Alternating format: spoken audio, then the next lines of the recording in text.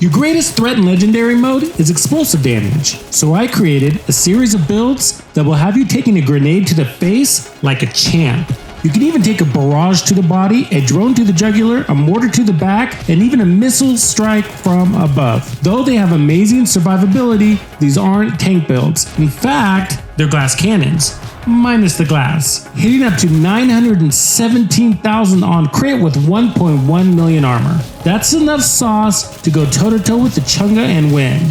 So be sure to watch till the end, because I'm going to give you 3 build variations that are so strong you can even use them to solo legendary strongholds, or run legendary with your crew in the summit and raids. And we're starting right now.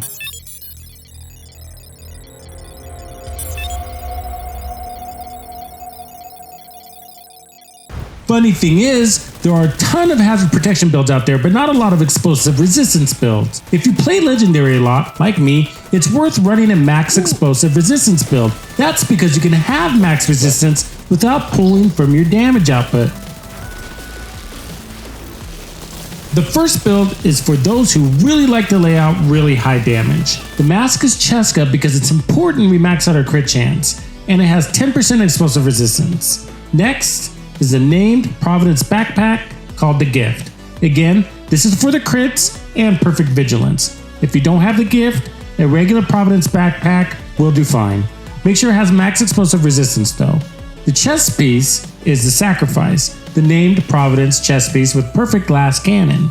Don't freak out. I'll cover why you want to wear this chest piece for Legendary in a moment.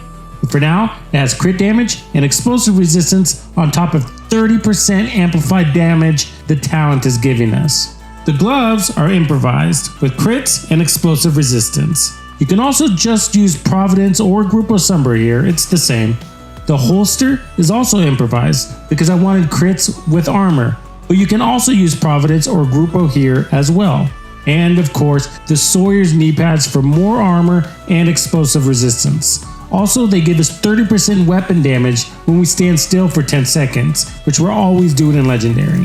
This is a fantastic gear piece for Legendary, especially since Stand Your Ground, the talent, also prevents staggering from explosives, which knocks you out of cover. This is super handy when you're trying to revive a downed ally as well. The stats: 56% crit chance with 128% base crit damage. We're running Strained on our weapon, which gives us 50% more crit damage, pulling us just shy of 180% total crit damage for this build. We also have 120% headshot damage thanks to the 8x scope we're running, which is highly recommended for Legendary. We also have 10% damage to targets out of cover on our Police M4. Defensively, we have 1.1 million armor, which is a comfortable place to be, with 10% armor on kill thanks to the Gunner specialization. Gunner also helps us out with ammo, which we're going to need a ton of that for Legendary. And finally, 70% explosive resistance in total. Now you can have higher, but I chose crits over more resistance. Vigilance stacked on 180% crit damage, stacked on 30% damage from Sawyer's knee pads, stacked on glass cannon means you're one of the hardest hitting AR builds in the game. For even more power, choose an AR with an even higher base damage than the Police M4 if you like. Now, as far as skills go, you want to run a turret and a shield. The turret will get a bump from glass cannon, otherwise it's to pull aggro. The shield gives you a trick that allows you to run glass cannon with vigilance in Legendary and breeze through the mission.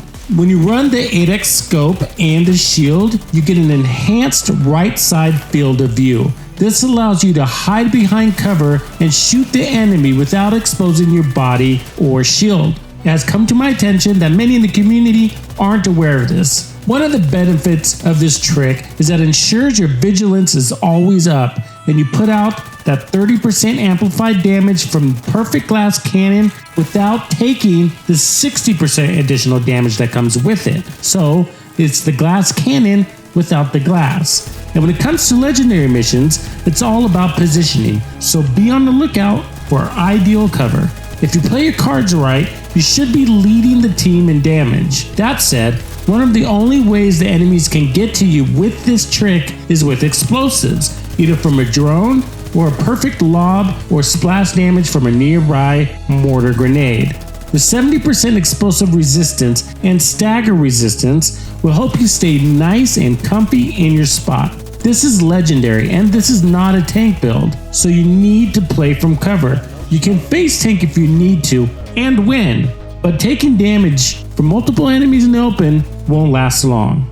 I use this for the Dark Hours raid too. I wanted to show you this because many get peer pressured into running standardized builds when it's not really necessary. It's not the build, it's how you play. I ran the same build through the entire Dark Hours raid without going down once. I don't expect you to be impressed. I'm only bringing it up because I'm running perfect glass cannon. All I can say is this build works like a dream in Dark Hours. It even got me another Eagle Bearer. Now a step towards more survivability without sacrificing much damage looks like this. Basically, I swapped out all the crit damage mods for protection from elites. Everything else is the same.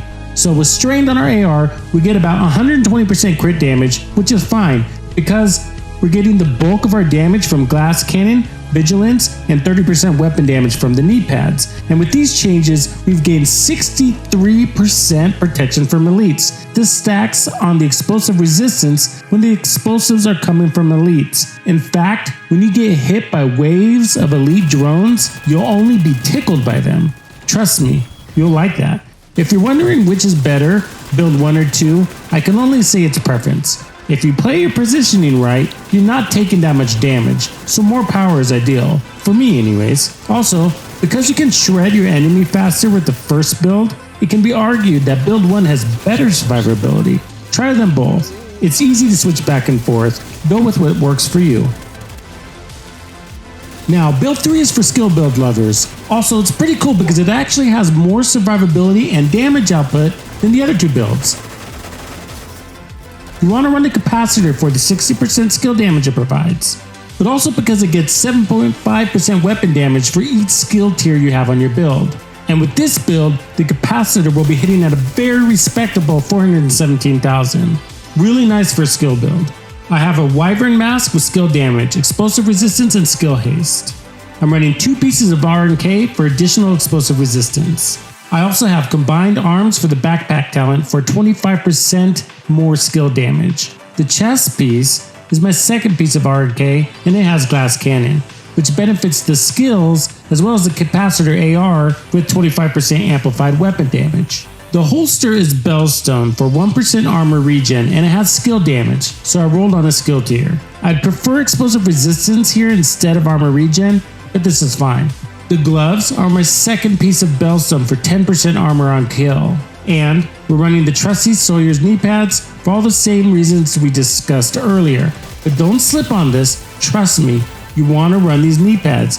They keep you from popping out of cover and give your weapon a ton of additional damage, and it needs that for a skill build. This also bumps up our armor to 1.1 million.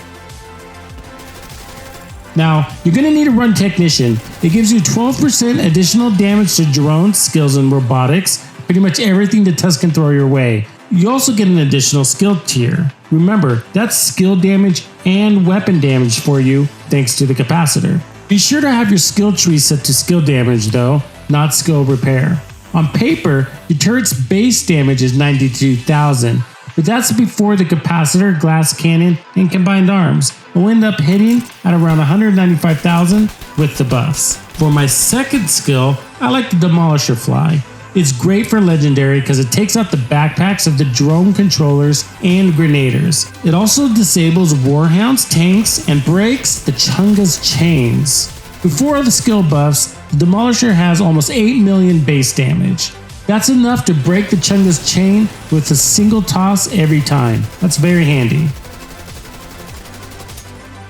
Stats. This build has 1.1 million armor, 10% armor on kill, 1% armor regen, 20% incoming repairs, and 70% explosive resistance. All this juice is definitely worth the squeeze.